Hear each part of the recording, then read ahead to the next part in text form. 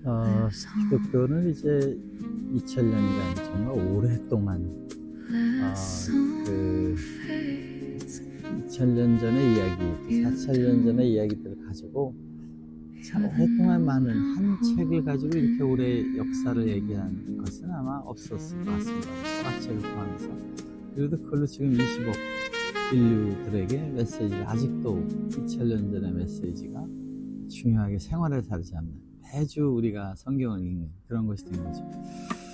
그 성경이라는 것이 그 인류 역사에 미친 영향은 정말 지대한 거 아니겠습니까? 그 유럽의 그 구석구석의 작은 마을마다 큰 공예, 성전, 할리 스피릿이 있는 그 참성 성전에 이제 모여서 그 신을 바라보고 생각하는 공간을 만들어서 공동체, 기독교 공동체를 가진 유럽 공동체, 그리고 전 세계에 커다란 영향을 주는 문화가 됐다고 했을 때에 이 힘이 이제 주로 그 4세기에 있었던 컨스탄틴의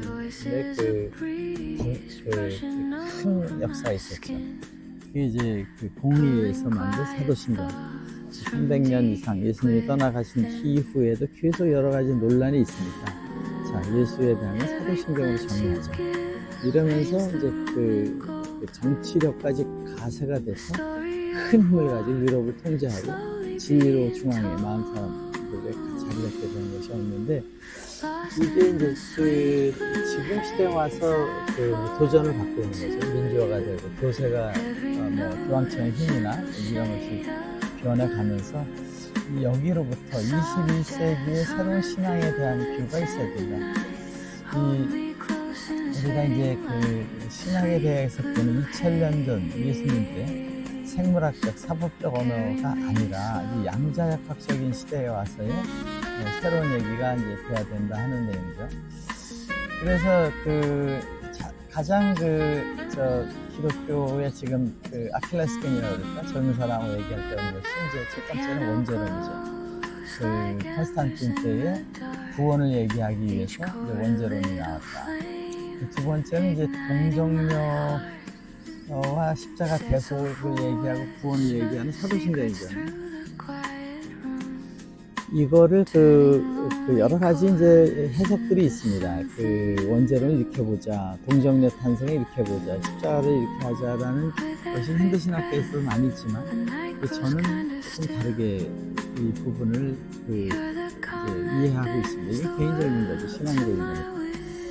이 원죄라는 것은 원래 없다.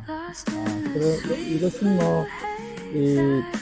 유대교를 보나, 우리가 이제 구약에 보면은 무슨 광야에 모세가 사람들을 하는 출애굽의 얘기나, 이게 가나안 땅에 천국이 있다고 생각하잖아요. 가나안 땅에 대해서 지금 어떤 것이 있습니까? 그것이 하나의 이슈가 되고 목적이 되고 그 과정이 설명되기 위한 것이 성경이지, 보울은 또 다르잖아요. 지금 우리가 천당이라고 생각하는 것도 그렇지 않습니까? 굉장히 막연하게 설정돼 가면 좋을 것이다. 자기 생각하는 천당이지, 실제 천당은 예수님이 말씀하신 데는 마음속에 있다. 천당은 이때 온다 저때 온다가 아니라 어느 날 소리 없이 본인이 발견하게 된다는 뜻을 갖고 있는 거잖아요. 그렇다고 보면 원죄와 재림에 대한 거는 그 깊은 뜻이 성경에 다르게 돼 있을 수도 있고, 그것은 이 지구촌의 큰 역사에 다른 모든 종교에서도 유사한 얘기를 하고 있기 때문에 그 공통점을 잘 찾아보는 지금 양자역학 시대의 해석을 하는데, 저는 이거를 원죄는 따먹어서 생겨서 고통을 받는 정령으로 죽으리라는 것이 쉬운 유혹을 가지고 잘못된 생각, 우리 마음속에 계속해서 있잖아요. 뱀의 유혹 같은. 그걸로 가서 그렇게 살다 보면 정말 힘든 인생을 살게 되는 게 지옥이지, 그 지옥이라는 걸 고통을 주기 위해서 심판해서 너 이제 따먹게 해서 따먹었어? 너는 이제 지옥이야.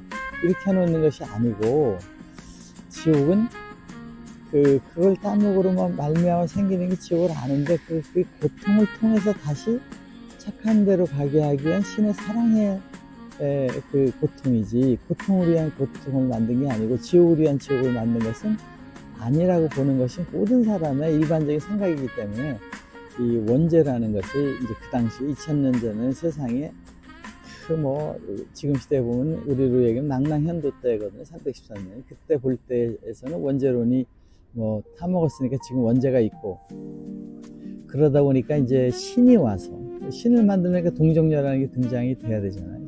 그 시대 사람들한테. 박혁거세가 아래서 났다. 이런 시대잖아요. 그때의 그 예수님이 와서 십자가로 죽어가는 과정, 그리고 구원과 심판을 보면, 이 어거스틴이 만든 원죄론에 입각한 해석 때문에, 이게 창세기에도 따먹어서 했다 그렇지만, 하나님이 또 나타나서 옷도 입히고, 심지어는 가인이 아벨을 죽였는데도 불구하고 사람들이 너를 죽이지 못하게 표도 주고, 이런 얘기들이 나오잖아요. 그때 사람이 많이 있었던 것 같이 얘기가 나오는데, 어쨌든 이제 그런 그 내용들이 그 당시 사람들한테 죄로 왔는데 살려냈다는 얘기를, 예수님이 십자가로 부활했다는 얘기들을 통해서 그 교리를 만드는 입장에서는 사도신경에다가 동정녀 신으로 났다. 일반인이 아니다. 그건 너네도 못해. 그게 이제 컨스탄틴 대제 때 그 아우구스티누스 누구의 아리우스파나하고 아타나시우스파의 논쟁에서 아타나시우스가 주장하는 예수는 신이야. 그래서 신으로 규정하잖아요. 신이 규정한 게 아니라 인간이 규정하는 컨스탄틴 그걸 통해서 우리가 저런 레벨 이상은 신으로 보자. 그 인간이 하겠냐 이렇게 봤는데, 만약 지금 부처님 얘기대로 모든 사람이 부심이고 부처라고 그러면 또 같은 얘기인데, 예수님이 너네들도 이제 하나님 아버지라고 부르면, 창세기 때 신의 입김으로 해서 우리가 됐다면 우리도 신이라고 해도 될 것 같기도 하다. 이렇게 생각을 하는 거죠. 어쨌든 그때는 그런 구분을 하려고 그랬으니까, 예수가 우리랑 다른 저 하나님으로부터 온 걸 해야만 종교라는 건 삶과 죽음을 해결하는 문제가, 믿는 사람의 종교는 믿는 거잖아요. 믿는 사람들은 그렇게 하는 거로 하는 거니까, 자, 너는 하나님이 그렇게 했다는 걸 믿어. 이게 사도신경이야. 우리 기독교는 그렇게 하는 거야. 이 기독교 밖에 있는 사람들은 전부 이단이야. 이렇게 해서 강하게 해서 중세 기독교를 끌고 나오고 통일을 해서 정말 엄청난 그 민주화의 방향으로 사실은 가게 된 거죠. 논리가 어떻든 간에. 그러니까 이제 와서 이제 이것이 그 원죄라는 것이 있어서 우리는 영원히 죄인이다. 아기를 낳는데 I'm sorry. 너는 지옥 갈 거야. 이렇게 하는 입장이 된다는 건 좀 억셉터블 하지 않은데, 이것이 성경에서 예수님도 한 번도 원죄가 있으니까 내가 너를 대속한다는 얘기도 없고, 또 유대교에서도 이런 얘기가 없습니다. 지금도 없고. 그러니까 그런 죄에 보는 시각이 기독교에서 아주 강하게 만들었다. 그렇기 때문에 이것이 여기까지 왔다라고 보면, 우리가 그 시대적 상황에서 사람들에 의해서 그런 얘기가 나온 것이라고 보면 원죄론을 다르게 해석하자. 원죄론이라는 건 시대적으로 있던 건 없는 것이다. 저는 이제 그 의미가 없다고 봅니다. 원죄론이 있다 없다를. 그런데 어쨌든 이제 그 원죄론이라는 것이 성경이 한 것처럼 얘기를 하는데, 사실은 이거는 어거스틴이 만든 신학적인 테오리에 불과합니다. 그럼 여기에 우리 국한될 필요가 없어요. 예수님이 너네는 원죄가 있고 그렇다 그러면 안 돼. 예수님 너네들 안에 하늘나라에 있고, 너도 하나님 아버지라고 부르는데, 아버지가 지금 조금 떨어져 있다고 그래서 아들 자식이 되는 거 아니니까. 또 동정녀 부분도 그렇습니다. 성경에서 어디 마리아가 그냥 가만히 있는데 애기 낳았다, 그렇게 한 부분이 없습니다. 난 부분도 없고 내용을 모를 뿐입니다. 기록이. 그런데 이 마리아가 예수를 갖는 건 가브리엘 천사가 와서 이제 아기를 갖게 될 것이라고 얘기를 하고, 그리고 엘리사벳 집에 가서 있으면서 아기를 갖잖아요. 그리고 거기서 엘리사벳하고 하나님의 영광을 찬송하면서 우리는 다 신으로부터 받은 훌륭한 아이들을 낳아서 세례요한과 예수가 태어나는 그 집이 엘리사벳 집입니다. 그러니까 그때에 무슨 일이 있었던가는, 엘리사벳과 요한을 낳기 위해서 제사장과의 관계인데, 나이가 들어서 못 낳을 텐데 낳았다. 신비로운 일 한 번 있잖아요. 이건 물리적으로 이해가 되잖아요. 근데 왜 마리아가 거기를 찾아갔느냐, 가브리엘 천사 얘기 후에. 그걸 다 써놓지 않은 것일 수도 있다. 누가복음에 있는 얘기죠. 그러니까 우리는 동정녀라는 것이 탄생하는데 할리 스피릿에 의해서 신의 명령과 신의 의향에 의해서 났다라고 보면 성령으로 잉태했다는 게 맞잖아요. 그러니까 여기에 대해서 자꾸 사람들이 생각하는 처녀생식이라는 내용에 대해서는 기적적인 걸 하는 건 당시 시대적으로 신의 모습이라는 걸 해야 기독교가 되니까, 죽음으로부터 부활했다는 얘기를 해야 되는 게 부활이 되는 거니까. 지금 예수님이 안 살아 계신데 십자가로 부활이라는 걸 강조하던 시대가 있었고, 그래서 네로 황제 때 그냥 죽으면 자기는 살아난다고 그 카타콤브에 가면 시체를 다 놔뒀잖아요.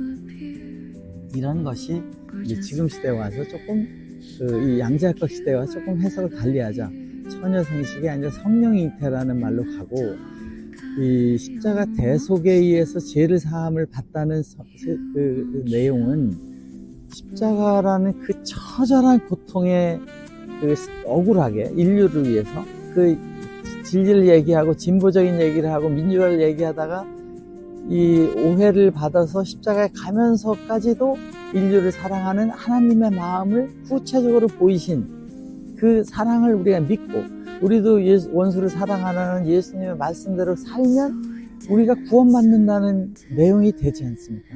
우리가 지금 일요일마다 가서 천당 가기 위해서 기도하는 것도 있지만, 이 세상에 더 훌륭한 사람이 되기 위해서 기도하는 것처럼 십자가 대속을 우리가 살아가는 길을 보이기 위해서 대신해서 그 고통 속에서도 사랑을 보인 것을 해석하는 뜻이 더 위대하다.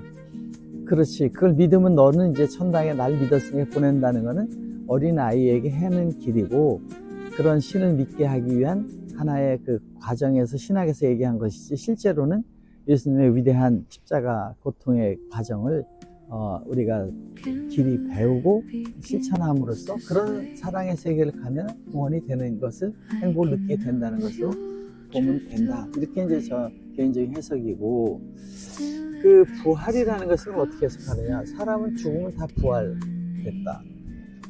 바나이브로 제가 잠시 얘기하는데, 사람이 죽으면 다 온 곳으로 간다. 어디서 왔냐? 아기들이 왔는데 누구든지 아기 낳고 나면 하나님이나 어디서 왔다고 생각하잖아요. 이 생명이 왔으니까. 그럼 여기가 하늘나라.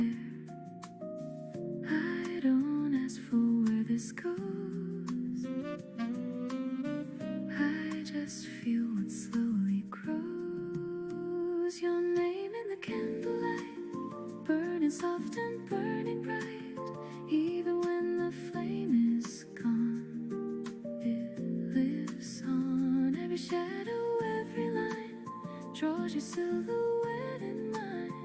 In the dark I still recite you tonight.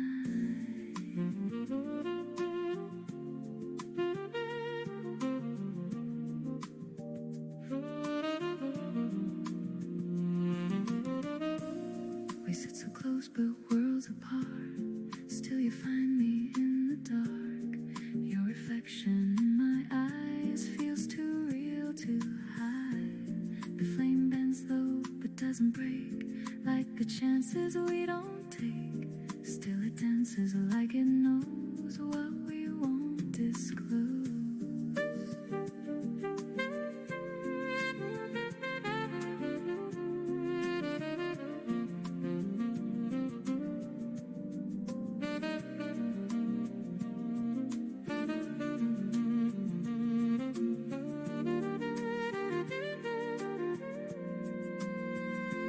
If this night just slips away,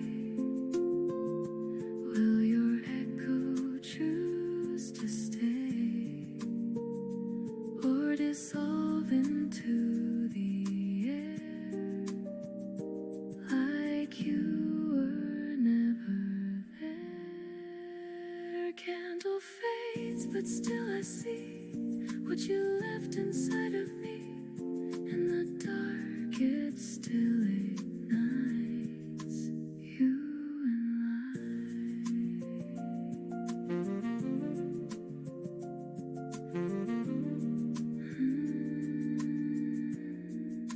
you and light.